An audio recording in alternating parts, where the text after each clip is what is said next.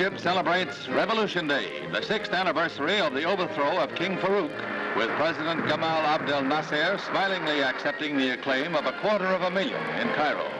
He had but recently returned from 2 weeks of travel that took him to Belgrade, Moscow, and Damascus, while the Mideast crisis reached fever pitch. Says Nasser, Arab nationalism will sweep the Middle East, but he'll be happy to join Khrushchev and Eisenhower in the proposed summit meeting at the United Nations.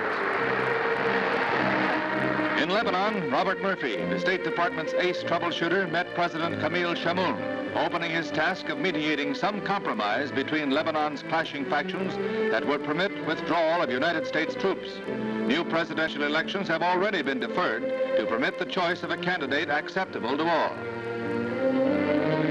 The Mideast was quiet, but American evacuees from Iraq were arriving in Rome, 10 hours away. In the first group were 36 women, 54 children. Nearly 300 Americans have left since the brief but violent revolution. Jordan still observed mourning, 9 days after the Iraqi rebels killed King Faisal and government leaders. But otherwise, in the capital city of Amman, business went on as usual, with no sign that Jordan too was gravely menaced.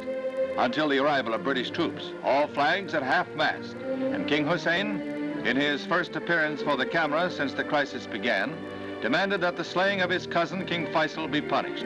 Hussein's assassination has been called for in Nasser-controlled radio broadcasts.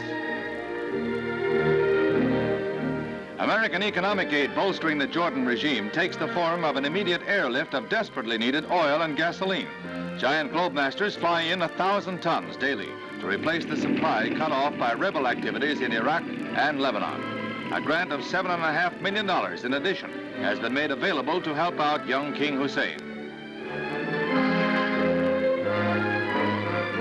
But the focus of attention in the Mideast crisis was shifted to the world stage by Nikita Khrushchev after the situation in fact began to stabilize with a demand for a big power summit meeting, the upshot of an exchange of letters with Ike, prospective summit meeting under United Nations auspices.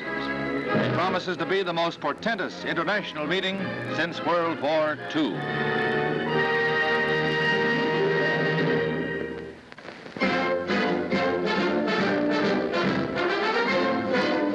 The transatlantic arrival of the week, Coronet Explorer arriving in New York Harbor from Copenhagen. The 22-foot craft powered by twin outboards made the 3,400-mile crossing in just under 11 days, escorted by the Swedish freighter Clary Thornton.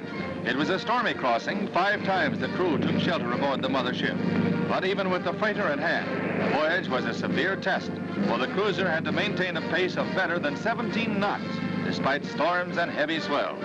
It's the first time an outboard motorboat has crossed the Atlantic, an epic feat by a trio of latter-day Vikings.